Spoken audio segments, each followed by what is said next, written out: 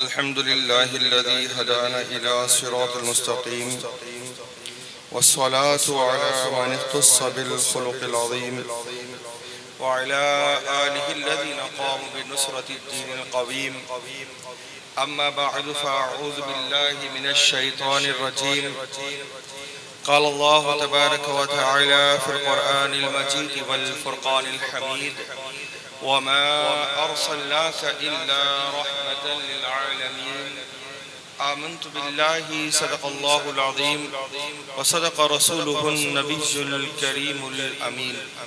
بعد حمد و صلاۃ بے انتہا شکر گزار ہوں اللہ رب العزت کا کہ جس نے شب ولادت مصطفیٰ کی اس مقدس متبرک رات میں مجھے اپنے ناقص اور محدود علم کے مطابق چند باتیں آپ حضرات کے سامنے پیش کرنے کی توفیق مرحمت فرمائی، اور دعا گو ہوں اللہ رب العزت کی بارگاہ میں کہ اللہ جل جلالہ مجھے حق اور سچ بیان کرنے اور آپ تمام احباب کو اس پر عمل پیرا ہونے کی توفیق مرحمت فرمائے.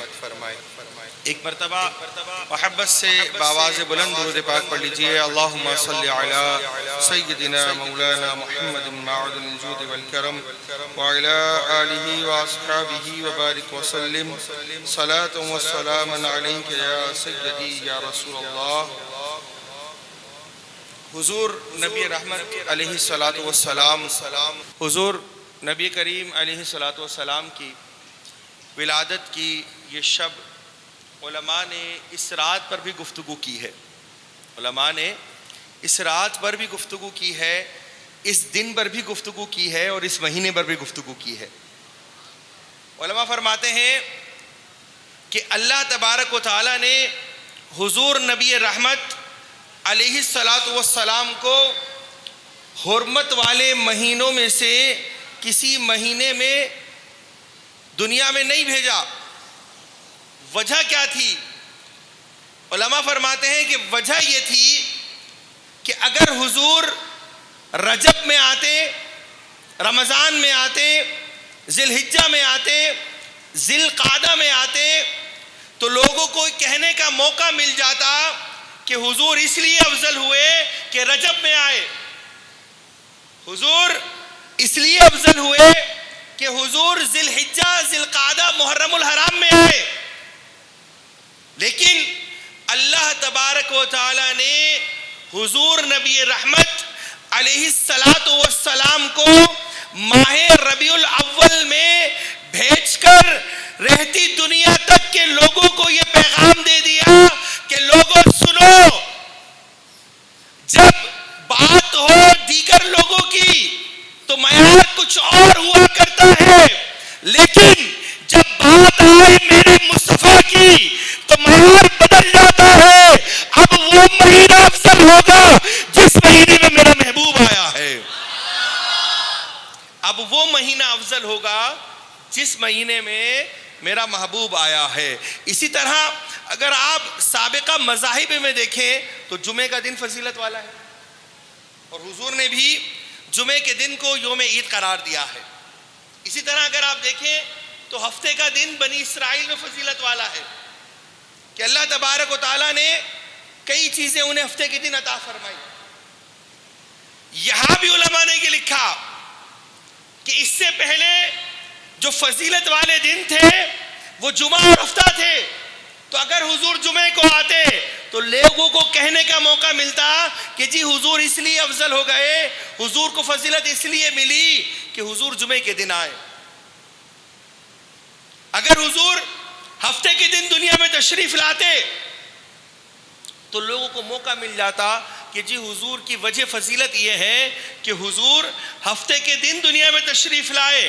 لیکن یہاں بھی اللہ تبارک و تعالی نے ہمیں یہ بتایا کہ لوگوں یہ معیارات دوسرے لوگوں کے لیے ہوا کرتے ہیں، لیکن جب بات آتی ہے میرے محبوب کی تو اب سنو، اس سے پہلے جمعہ افضل تھا، ہفتے کا دن بنی اسرائیل کے نزدیک مقدس تھا، لیکن اب تمام انسانیت کے لیے پیر کا دن افضل ہوگا، اس لیے کہ اس دن میرا محبوب دنیا میں آیا ہے.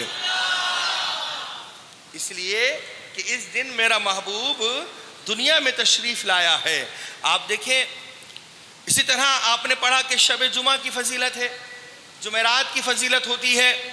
اسی طرح امت محمدیہ صلی اللہ علیہ وسلم کو حضور کے صدقے اور طفیل شب قدر دی گئی، اور اللہ نے کہا کہ شب قدر 1000 مہینوں سے افضل ہے.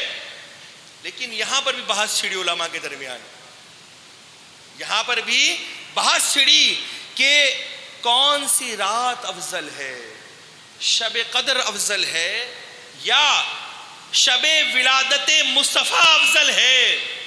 تو جتنے بھی بڑے بڑے علماء گزرے ہیں، چاہے امام شافعی ہو، امام طحاوی ہو، امام نبہانی ہو، جتنے بڑے بڑے علماء کو آپ اٹھا کر پڑھیں، انہوں نے برملا یہ بات لکھی ہے کہ تمام راتوں سے افضل رات شب ولادت مصطفیٰ ہے، اس لیے کہ شب قدر میں اللہ تبارک و تعالیٰ نے قرآن کو نازل کیا تو وہ رات 1000 مہینوں سے افضل ہو گئی. شب ولادت مصطفیٰ اس لیے افضل ہے کہ اللہ تبارک و تعالیٰ نے اس رات میں صاحب قرآن کو نازل فرمایا ہے، صاحب قرآن کو بھیجا ہے، اس لیے یہ رات افضل ہو گئی. اور بات بھی سمجھ میں آتی ہے، علماء نے وجہ لکھی کہ شب قدر کی ایک وجہ فضیلت کیا ہے کہ اس میں ملائکہ نازل ہوتے ہیں، اس میں ملائکہ نازل ہوتے ہیں. یہ بتائیے ملائکہ افضل ہیں یا حضور افضل ہیں؟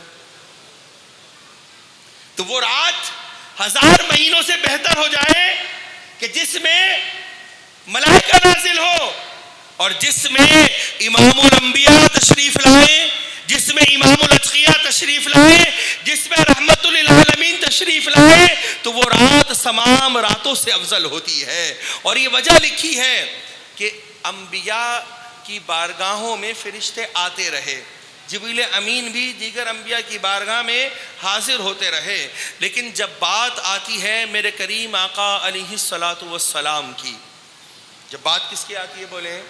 میرے کریم آقا علیہ الصلاۃ والسلام کی. بتا یہ رہا ہوں کہ جس جبریل امین کے اترنے سے شب قدر افضل ہوتی ہے، وہ جبریل امین میرے حضور کے در کے گھر کے خادم ہیں. آپ اٹھا کر پڑھیں، ارشاد الساری بخاری کی شرح ہے، اس میں یہ بات لکھی ہے کہ دیگر انبیاء کے پاس جبریل امین 10 مرتبہ آئے، 20 مرتبہ آئے، 30 مرتبہ آئے، لیکن جب بات آتی ہے بارگاہ مصطفیٰ صلی اللہ تعالی علیہ وآلہ وسلم کی، تو یہاں تو بات ہی الگ ہے نا. یہاں جبریل امین کی ایک بات میں آپ کو اور سناتا ہوں. حضور نے جبریل امین سے پوچھا کہ جبریل یہ بتاؤ کہ تم تمام انبیاء کے پاس آئے، تم نے مشارق و مغارب کو دیکھا، تم نے پورے عالم کو دیکھا، یہ بتاؤ کیا کوئی ہمارے جیسا بھی دیکھا؟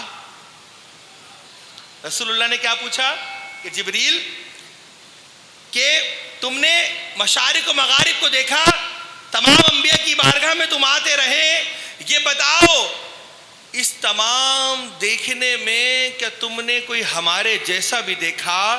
تو جو عقیدہ جبریل امین کا ہے وہی عقیدہ آج الحمدللہ ہر سنی کا ہے. جبریل امین نے کہا کہ واللہ میں نے یا رسول اللہ آپ جیسا صرف آپ ہی کو دیکھا ہے، آپ جیسا صرف آپ ہی کو دیکھا ہے. اسی خیال کو میرے امام نے قلم بند کیا. میرے امام کہتے ہیں کہ یہی بولے سدرہ والے، سدرہ والے سے مراد کون؟ جبریل امین. کہتے ہیں کہ یہی بولے سدرہ والے کہ چمنے جہاں کے تھالے سبھی میں نے چھان ڈالے، آقا تیرے پائے کا نہ پایا تجھے یک نے یک بنایا. یہ جبریل امین کا عقیدہ امام اہل سنت نے اس شعر میں بیان کیا ہے. اور جبریل امین کے بارے میں بتا رہا تھا کہ حضور علیہ الصلوۃ والسلام کی بارگاہ میں کوئی 100-200 مرتبہ نہیں آئے، کوئی 1000-2000 مرتبہ نہیں آئے. اس میں علماء نے یہ بات واضح طور پر لکھی ہے کہ جب بات آتی ہے بارگاہ مصطفیٰ علیہ الصلوۃ والسلام کی تو جبریل امین حضور کی بارگاہ میں 24,000 مرتبہ آتے ہیں.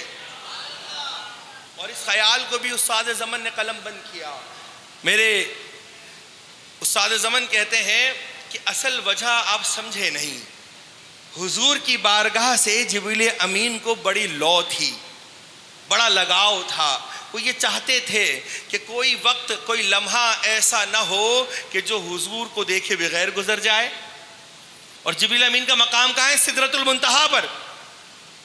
یہاں نہیں بیٹھے کہ جی کینیڈا سے آ گئے, امریکہ سے آ گئے, زمین کے اس کونے سے آ گئے, ساتوں آسمانوں کے اوپر سدرۃ المنتہا ہے, وہاں سے آ رہے ہیں. اور کتنی دفعہ آئے؟ 24,000 مرتبہ آئے. استاد زمن کہتے ہیں کہ اصل بات تھی حضور سے ملاقات کی, اور حضور سے ملے بغیر جو حضور کو ایک مرتبہ دیکھ لے اسے چین نہیں آتا. تو جبریل امین سدرۃ المنتہا چھوڑ کر بار بار اس لیے آ رہے تھے کہ وہ جو طلب تھی, وہ جو لگن تھی, حضور کا معاملہ ہٹ کر ہے. کوئی چیز مل جائے تو عموماً انسان کی طلب ختم ہو جاتی ہے, لیکن جسے دیدار مصطفیٰ مل جائے اس کی طلب ختم نہیں ہوتی, اس کی طلب بڑھ جاتی ہے. تو استاد زمن نے کہا کہ بے لقائے یار ان کو چین آ جاتا اگر بار بار آتے نہ یو جبریل سدرہ چھوڑ کر. اصل میں حضور سے بار بار ملنے آ رہے تھے. بات یہ تھی کہ حضور سے ملاقات کا بہانہ تھا. جبریل امین کا میں نے آپ کو مقام بتایا کہ حضور کی بارگاہ میں کیسے آ رہے ہیں. تو علماء نے فرمایا کہ شب قدر میں جبریل امین آتے ہیں, فرشتے آتے ہیں, اس لیے شب قدر افضل ہو گئی. اور جبریل حضور کے گھر کے, حضور کے در کے خادم ہے. اور خادمیت کا آپ عالم دیکھیں کہ 24,000 مرتبہ حضور کی بارگاہ میں حاضر ہوئے. تو علماء کہتے ہیں اگر شب قدر فرشتوں کی وجہ سے, فرشتوں کے نزول کی وجہ سے افضل ہوئی ہے تو لوگوں سنو, وہاں فرشتوں کے سردار آتے ہیں اس لیے شب قدر افضل ہو گئی ہے. اور شب ولادت مصطفیٰ میں آمنہ کے لال آتے ہیں اس لیے شب ولادت مصطفیٰ افضل ہو گئی ہے. اسی لیے شب ولادت مصطفیٰ افضل ہو گئی کہ آمنہ کے لال اس رات میں تشریف لے کر آئے. اور اگر نبی رحمت علیہ السلام کی آمد کے بعد ہم خود پر ہونے والے احسانات کو گنے شمار کریں تو واللہ العظیم ہمارے علم ختم ہو جائے. اس دنیا کے تمام درختوں کو اگر قلم بنا دیا جائے اور 7 سمندروں کو اگر سیاہی بنا دیا جائے تو زندگیاں ختم ہو جائیں گی, وہ قلم ختم ہو جائیں گے, وہ سیاہی ختم ہو جائے گی. لیکن خدا کی قسم جو مصطفیٰ جان رحمت نے ہم پر احسانات کیے ہیں ان کی فہرست ختم نہیں ہوگی, ان کی فہرست ختم نہیں ہوگی. قرآن نے بیان کیا یتلو علیہم آیاتہ ویزکیہم ویعلمہم الکتاب والحکمہ, کہ حضور علیہ السلام ان پر آیات کو تلاوت کرتے ہیں. صحابہ کرام اولاً ان آیات کا مصداق ہوتے ہیں. پھر فرمایا اس تلاوت قرآن سے کیا ہوتا ہے؟ ان کا تزکیہ نفس ہوتا ہے. تزکیہ نفس میں 2 چیزیں آتی ہیں, ایک ہوتی ہے عقیدے کی اصلاح اور ایک ہوتی ہے قلب کی اصلاح. آپ جانتے ہیں کہ حضور کی آمد سے قبل پورا عرب معاشرہ شرک میں مبتلا تھا. نبی رحمت علیہ السلام جب دنیا میں تشریف لائے تو اس عرب معاشرے کو شرک سے نجات ملی, اور نہ صرف شرک سے نجات ملی بلکہ حضور کے دامن رحمت سے وابستہ ہونے کے بعد انہیں خدا کی راہ مل گئی, انہیں ہدایت کی راہ مل گئی, انہیں جنت کا راستہ مل گیا, انہیں قرآن مل گیا, انہیں رحمان مل گیا. یہ حضور کا کتنا بڑا احسان ہے. اور یہ شرک میں ایسے نہیں پڑے تھے, یہ شرک میں اس لیے پڑے تھے کہ اللہ کی طرف کوئی وسیلہ اور واسطہ ڈھونڈ رہے تھے, بس گمراہ ہو گئے. جس طاقتور کو دیکھا اسے پوجنا شروع کر دیا, کبھی چاند کی پوجا کری, کبھی پتھروں کو پوجا, کبھی سورج کو پوجا, کبھی آگ کو پوجنا شروع کر دیا.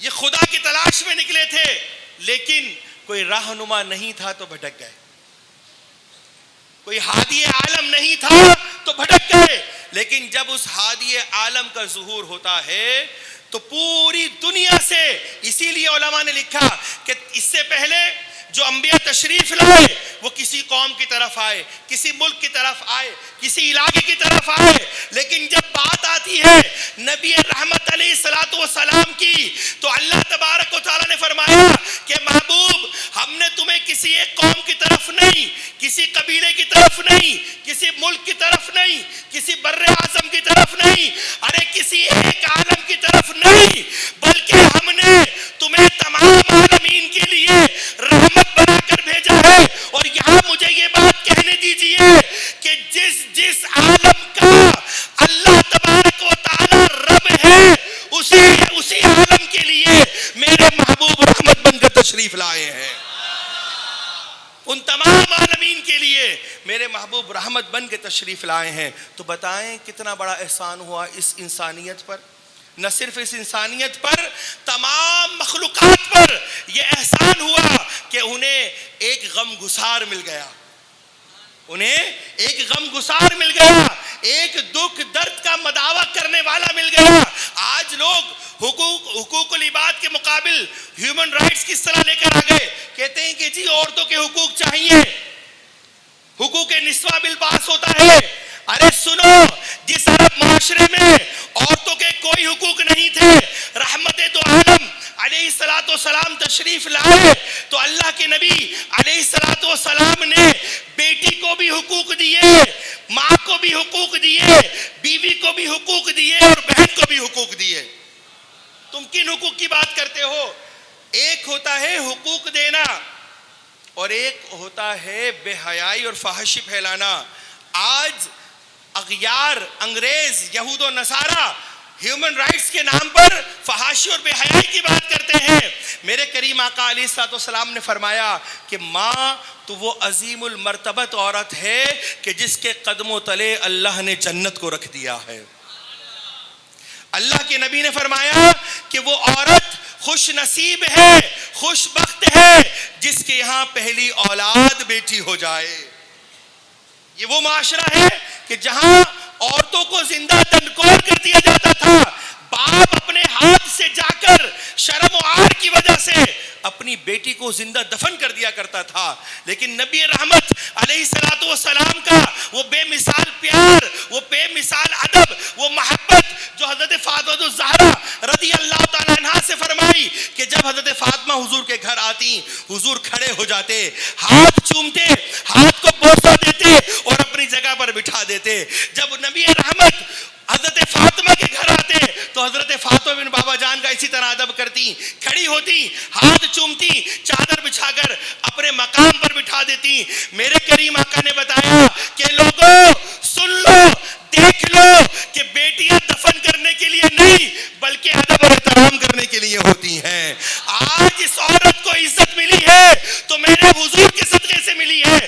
بتائیں بیٹی پر میرے نبی کریم نے کتنا بڑا احسان کیا ہے, کتنا بڑا احسان کیا ہے. یہ مائیں سوتیلی ماؤں سے سوتیلے بیٹے نکاح کر لیا کرتے تھے کہ ہماری جائیداد باہر نہ چلی جائے. شریعت نے منع کیا کہ جن عورتوں سے تمہارے باپ نکاح کر لیں تم ان سے نکاح نہیں کر سکتے, منع کر دیا شریعت نے.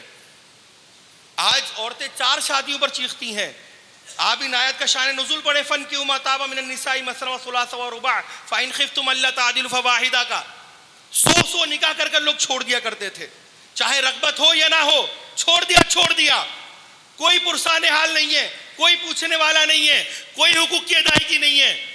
اللہ کے نبی علیہ السلام کے صدقے سے اللہ نے ایک وقت میں نکاح کو 4 عورتوں کے ساتھ مقرر اور مختص کر دیا اور کہا کہ اگر 5واں نکاح کرے گا تو نکاح ہی نہیں ہوگا. تو بتائیں یہ عورتوں کے حقوق نہیں دیے؟ حقوق اور ہیں, برابری نہیں دی. یاد رکھیں, مرد اور عورت ایک جیسے نہیں ہیں. آج عورت کہتی ہے کہ جی میں باہر جا کر کما لوں گی. اسلام نے کہا کہ عورت چھپانے کی چیز ہے, عورت پردے میں رکھنے کی چیز ہے. اسے پردے میں رکھو, اسے پردے میں رکھو. آپ کو بتائیے, آپ نے حدیث سنی ہوگی کہ اللہ کے نبی نے فرمایا کہ جس کا نکاح ہو گیا اس کا آدھا ایمان محفوظ ہو گیا. وجہ کیا ہے؟ وجہ اس کی یہ ہے کہ انسان کہ ایمان کی بربادی کا ایک سبب یہ مقام ستر کا بہکنا بنتا ہے. جب انسان کا مقام ستر بہکتا ہے تو اس کا ایمان بھی چلا جاتا ہے, بچتا ہی نہیں ہے اس کا ایمان. تو اللہ کے نبی نے کہا کہ اپنے آدھے ایمان کو نکاح کے ذریعے محفوظ کر لو. اب بتائیں کہ اسلام نے تصور ہی الگ دے دیا. اسلام نے کہا کہ اگر کوئی نکاح اپنی نگاہوں کو بس کرنے کے لیے کرتا ہے تو اس پر بھی اسے ثواب ملے گا. یہ عورت کو عزت نہیں دی. اسلام نے کہا کہ عورت کو باہر جانے کی ضرورت نہیں ہے, ماں ہے تو کفالت بیٹے کریں گے, بیوی ہے تو نان و نفقہ شوہر کی ذمہ داری ہے, بیٹی ہے تو باپ کرے گا, بہن ہے تو بھائی کریں گے. یہ تو پروٹوکول دیا ہے. آج یورپ کی عورت گھر سے باہر نکل کر ذلیل و رسوا ہو رہی ہے. وہ کہتی ہے کہ ہمیں گھر میں بٹھاؤ, لیکن ان کے پاس گھر میں بیٹھنے کا موقع نہیں ہے. وہاں عورتیں بھی کام, وہاں شوہر بھی کام پہ جاتا ہے, عورت بھی کام پہ جا رہی ہوتی ہے. ہمارے یہاں کی عورتوں کو نہ جانے کیا ہو گیا ہے. یہ تو اسلام نے حقوق دیے ہیں کہ تمہیں کمانے کی ضرورت نہیں ہے. اور آپ کو پتا ہے کہ باہر کمانا اتنا آسان نہیں ہے. آج کل مردوں کا کمانا آسان نہیں ہے, عورتوں کا کمانا کہاں سے آسان ہوگا. تو یہ احسان ہے کہ نہیں عورتوں کے اوپر کہ انہیں حقوق دیے. اس عرب معاشرے میں حضور نے تمام حقوق بیان. آج ایک بات اور کہی جاتی ہے کہ جی یہ ایسا ہونا چاہیے, ویسا ہونا چاہیے. وراثت کے معاملات میں بھی بڑے مسئلے مسائل ہوتے ہیں. کہتے ہیں کہ جی عورت کو تو آدھا حصہ رکھا ہے. کس نے کہا آپ کو آدھا حصہ رکھا ہے عورت کا؟ آپ اٹھا کر پڑھیں. یہ جو آدھا حصہ بھائیوں کے مقابلے میں, بیٹوں کے مقابلے میں بیٹیوں کا رکھا ہے, اس کی وجہ یہ ہے کہ عورتوں کا یہ پیسہ خالصتاً ان کا ہے. انہوں نے کسی کی کفالت نہیں کرنی, انہوں نے کسی پر خرچہ نہیں کرنا. حتیٰ کہ آپ کو یہ شرعی مسئلہ آپ نے شاید سنا نہ ہو پہلے, اگر عورت مالدار بھی ہو, اس کا انتقال بھی ہو جائے تو اس کا کفن دفن عورت کے مال سے نہیں شوہر کے مال سے کیا جائے گا. کس سے کیا جائے گا؟ اب بتائیں, یہ عورت کا حق نہیں ہے؟ تو یہ جو آدھا حصہ ملتا ہے عورت کو, یہ صرف عورت کا ہوتا ہے. اس نے کسی کفالت نہیں کرنی. اگر بیٹے کو یا بھائی کو ڈبل ملا ہے تو اس نے کفالت بھی کرنی ہے, دیکھ بھال بھی کرنی ہے, دیگر معاملات بھی دیکھنے ہیں. تو وہ تو بیچارہ اور آزمائش میں آ جائے گا. یہاں کہتے ہیں کہ جی اسی طرح یہ جو وراثت کے معاملات ہیں اس میں 12 ذوی الفروض ہیں, یعنی وہ لوگ ہیں جن کے حصے فرض ہیں اور قرآن و حدیث سے بیان کیے گئے ہیں. اس میں 4 مرد ہیں اور 8 عورتیں. 4 مرد ہیں, 8 عورتیں ہیں. بتائیں یہ حقوق کس نے دیے ہیں؟ اسلام نے دیے ہیں نا یہ حقوق. تو آج ہم لوگ کیوں نعرے لگاتے ہیں ویمن رائٹس چاہیے, عورتوں کے حقوق چاہیے, حقوق نسواں چاہیے. ارے میرے بھائی اسلام پڑھو. اسلام میں انسان تو انسان, جانوروں کی بھی حقوق بیان کیے گئے ہیں.